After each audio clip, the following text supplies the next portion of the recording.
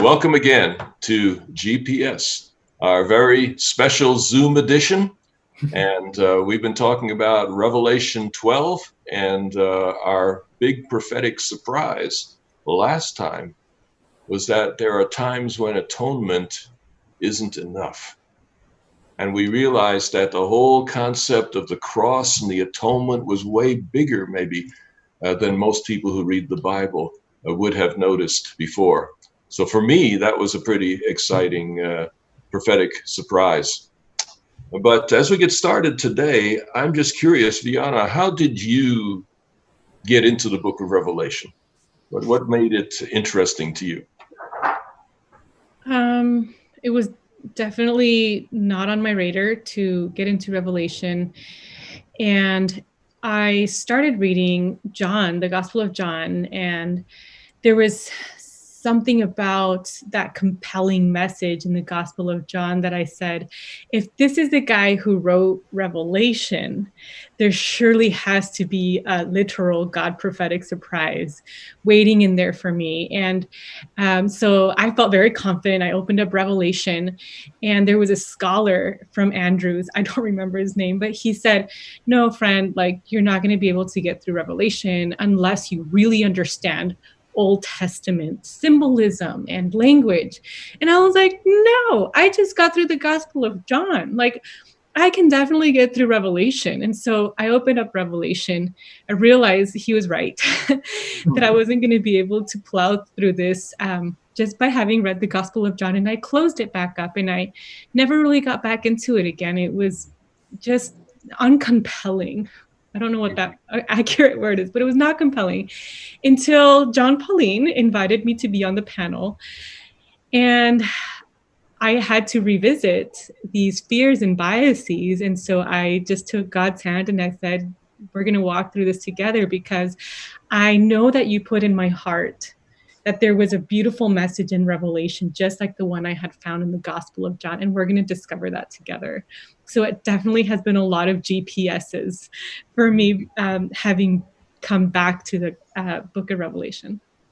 And that was the reason I invited you to join the program. It wasn't just about a bunch of experts getting together, but to say, hey, we can learn together. There's a perspective that you're going to bring that the rest of us maybe wouldn't bring. And so that very perspective that you brought has been refreshing, exciting. And as I've sometimes mentioned, if we can get you just a little bit upset, you get really cooking. So we'll work on that in today's show. Yeah. Anyway, Nick, why don't you read the text and we'll start. Let's go with verses 12 and 13. And I think we'll discover here, Viana, in the text we're going to look at today, the importance of the Old Testament, exactly what you were saying, will become evident when we get in here. Okay, Nick. All right, I'm reading from the New King James Version. Therefore, rejoice, O heavens, and you who dwell in them. Woe to the inhabitants of the earth and the sea, for the devil has come down to you having great wrath, because he knows that he has a short time. Now when the dragon saw that he had been cast to the earth, he persecuted the woman who gave birth to the male child. All right.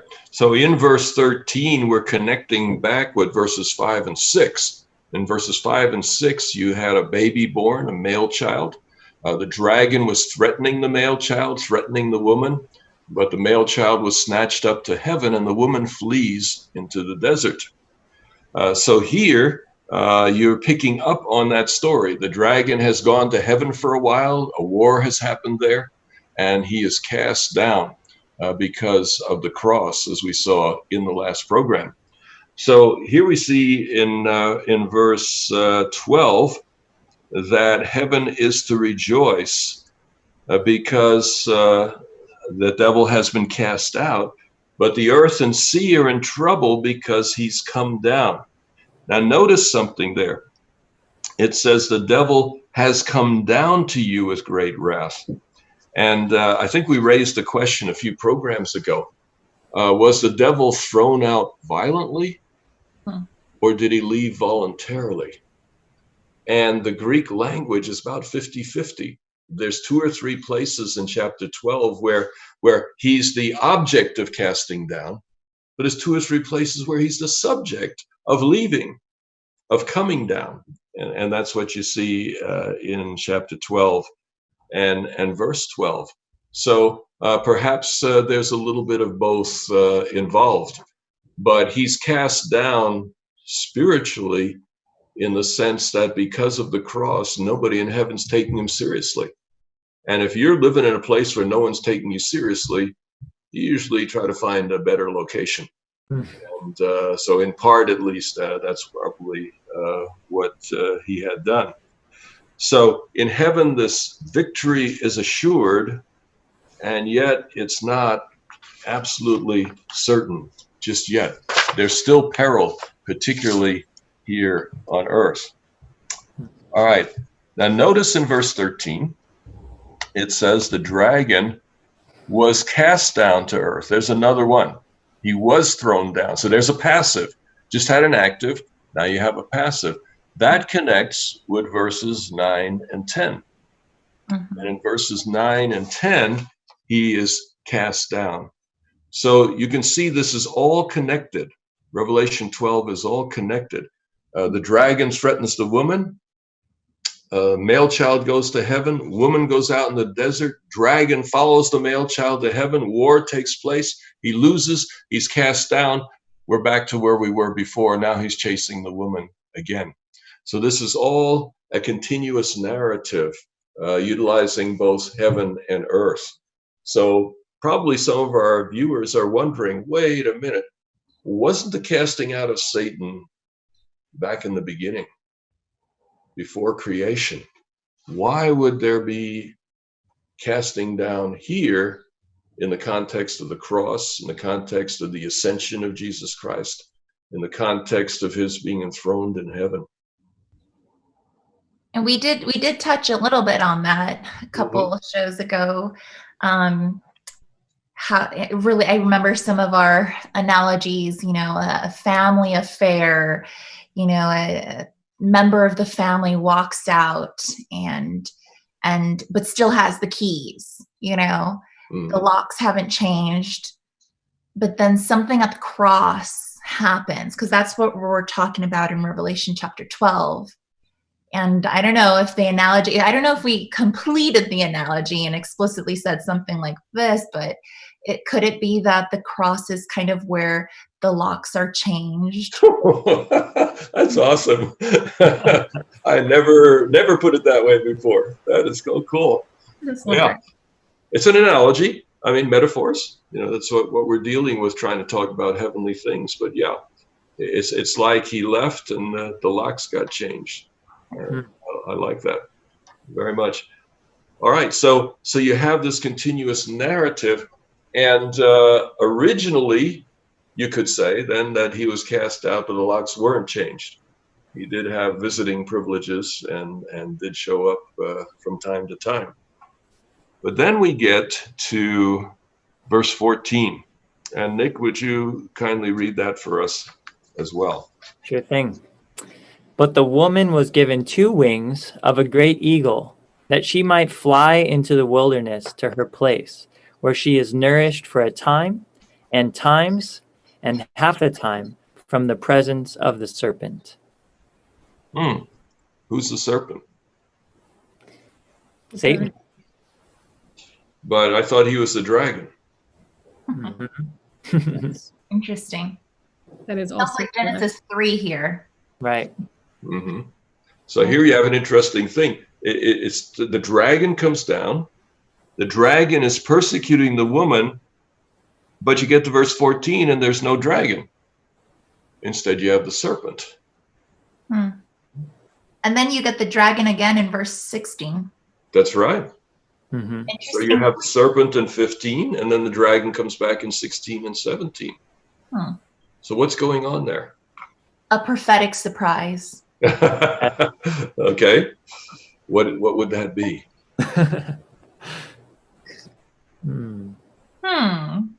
I like that response, Nick. Let's ponder. Something that comes to my mind is the imagery of what each represents in terms of power and destruction. And so when I think of snake, right, I think of the Garden of Eden, where it's the deceiver. It's very sly and cunning and can kind of slide into your thoughts and temptations. And then when I think of dragon, it's this claws out, aggressive, like completely overwhelming you. Don't forget the fire. By force. It's more of a forceful thing than it is, the power of words. But they're both doing the same thing. They're both attributes to Satan.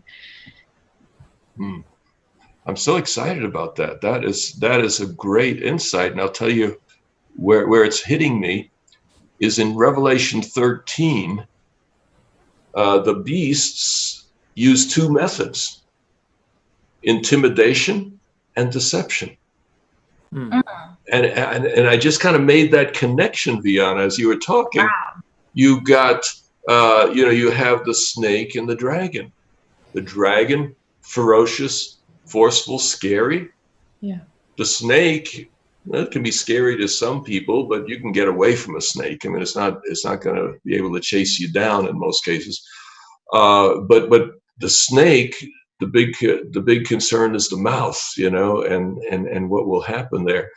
And the serpent, of course, goes back to, I think you were saying, Shifra, Genesis 3.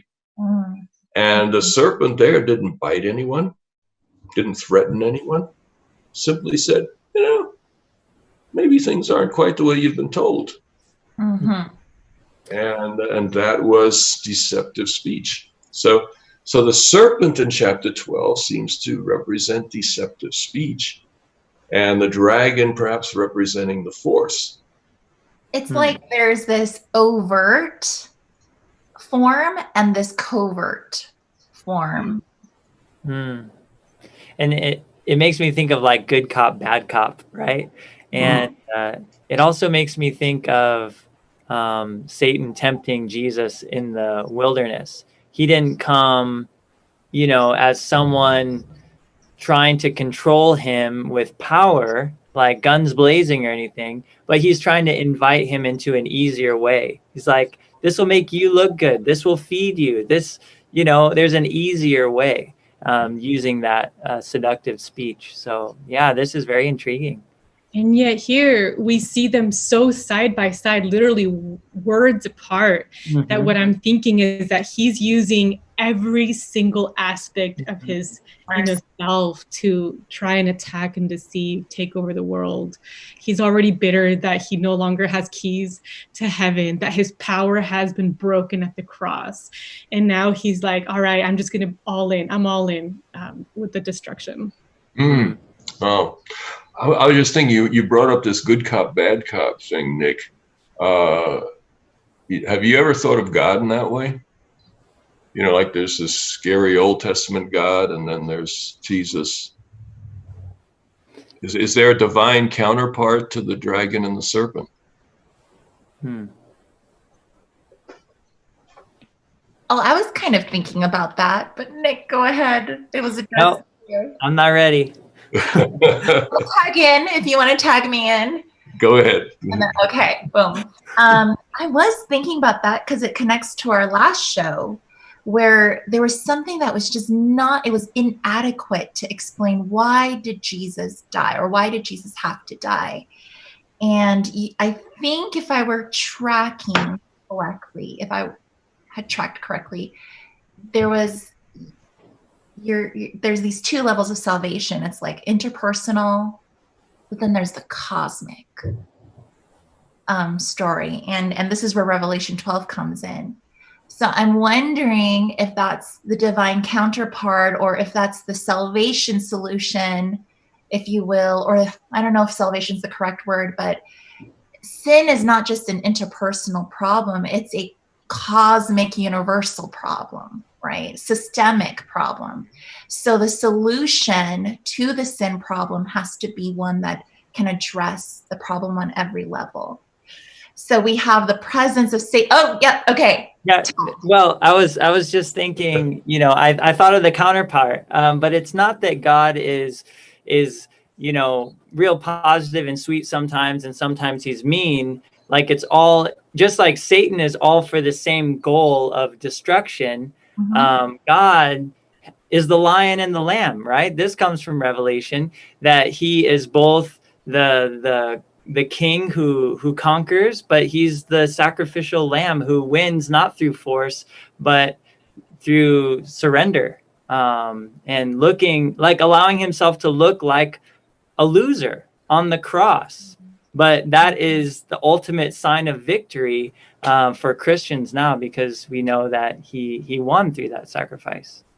So he does have, there is kind of a counterpart where there's the strong Jesus and appearing the weak Jesus, the lion and the lamb, but they're both strong and powerful manifestations of God's character. Like that very much. Good job. That's really expanding our thinking here. That's good. When you come back though, see, here's the thing that challenged me with the good cop, bad cop view of God, is going into the Old Testament and seeing amazing passages like Exodus 34, where, you know, God is merciful and gracious to thousands of generations. Yes, he will not clear the guilty, but visits their sins to the third and fourth generation. But compare that with 1,000 generations, and you realize that even when God is judging, it is so minuscule compared to his mercy.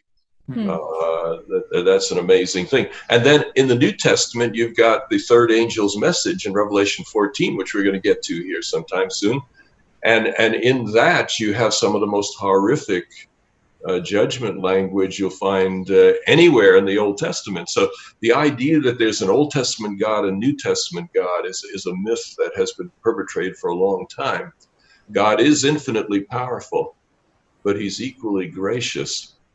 And he exhibits his power in restraint. The ability to restrain power is far more impressive than the ability to exercise it. Right. I remember a time I was writing a book, and so a friend of mine graciously allowed me to stay with him so I could get away from distractions for a couple of weeks and write this book. And he was president of a golf course, and we lived right on the golf course. And so we got to go out pretty much every morning. And he had a bunch of hard drinking, hard swearing friends that he had been working with, shall we say, you know, through the years, trying to better their lives. And I noticed, you know, I remember one guy, he hit a ball out of a trap with all of his might. There was this low line drive, and there was a rake laying on the grass just on the other side of the trap. The ball hits the rake and stops dead. And he lets out a string of expletives. And my friend just calls over, oh, he says, what sort of rake did you say that was? and it just, you know, sorry, I forgot, you know. And so he, you know, he had this influence. Well, I remember one day, it was 17th hole, and one of these guys had a ball that was a little bit dug into the grass, and he took this mighty swing and knocked the ball deeper into the ground. Yikes. And we waited, and there was silence. He just went up, took another swing, and drove it deeper into the ground. And we waited, and there was silence. And finally, on the third swing, he got the ball out and heading in the direction he wanted to go. But I remember when it was over and we were leaving, the other ones, you know, with whatever they were drinking. As we were walking out, I said, Doc, I said, give me a minute. I want to go make a play for Dick's soul. And I went back in. I just put my hand on his shoulder and I said, it takes a really, really big man to do what you did on 17 and not let out a string of profanity. I said, I am really deeply impressed. I just wanted you to know that. And just, you know, walked away and left. And that taught me that it's in restraint that power is made complete. The person who's powerful but is just spraying it in all directions is out of control. But it is power that is there, but it is controlled that counts. And you see that in sports. People can be very strong and very fast, but if they can't control it, it doesn't make the team better. You could have the fastest guy in the world, but he'll never be a wide receiver because he doesn't control the speed. And he doesn't control his hands and his body in such a way to actually contribute to the game. So what we see in God is infinitely powerful, but he exercises that power under control and with extreme grace. And so the good cop, bad cop, there's truth in that with God. And I love the lion-lamb analogy. But if that is the case, you find it in both the New Testament and the Old. It's not a wall between the testaments. Love that. So thank you. You guys have really been cooking on this today. So 14. Can I just circle really quickly? Oh, absolutely. Real quick, I'm not sure how much time we have, but just to the lion and the lamb and the power dynamics, I think it's so relevant to today's questions. Nick, you brought it up about social justice and things that are going on in our country, but also world. And I love that God is a lion, because when you need to be protected, defended, you need that divine counterpart that is able to go before you as the Lion of Judah, right? That glorious Almighty God. But when you need someone to be able to empathize and suffer with you, we have God as a lamb who was slain, right, to death. And by his blood we are saved. All of that is just so wonderful when you need someone to have that gentle touch. So depending on where you are in the hegemonics of life, places where we're privileged, places where we're empowered, but places where we're not empowered and we're in need of a savior, right? God comes in and addresses our needs on every level. It makes me just want to say, thank you, God. What a wonderful God, and take a praise break. So I just thought I'd. Awesome. Very, very good. Nick, why don't you pick up your Bible again? And we just read verse 14, but what I'd like you to do is read verse 6 and verse 14 back to back, because I want our audience to see how similar these two verses are. So first, Revelation 12:6, and then Revelation 12:14. Okay, so here's verse 6. Then the woman fled into the wilderness, where she has a place prepared by God, that they should feed her there 1,260 days. And then verse 14, but the woman was given 2 wings of a great eagle, that she might fly into the wilderness to her place, where she is nourished for a time and times and half a time from the presence of the serpent.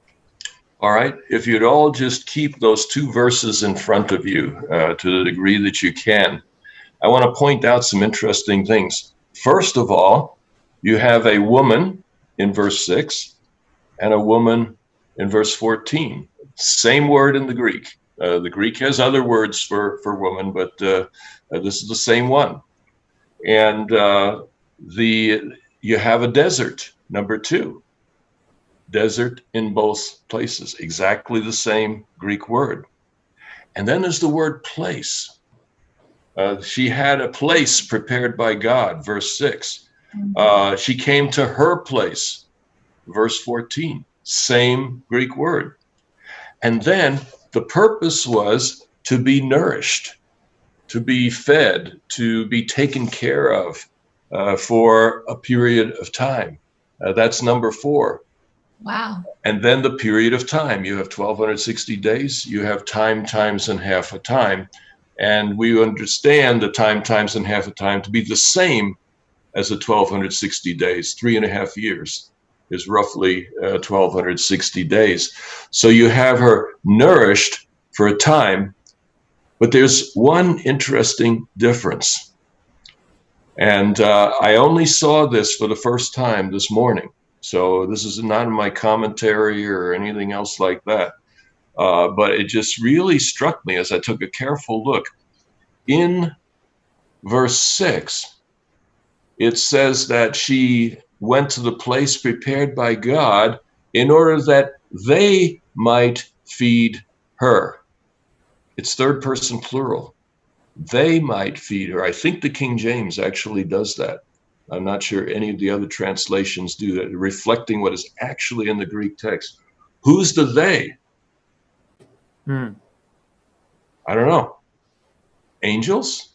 Let's see. You have the woman fleeing to the desert. There's a place prepared by God in order that they, what could that be? Who's the they? Elohim is plural, if I'm correct. Is that correct? Yeah. Yeah, trephosin here is plural.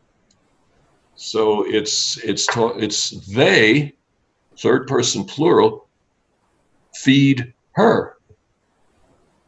The thought came to me. I don't know if this will fly, but I just saw this for the first time. So I said, is that an allusion to Elijah?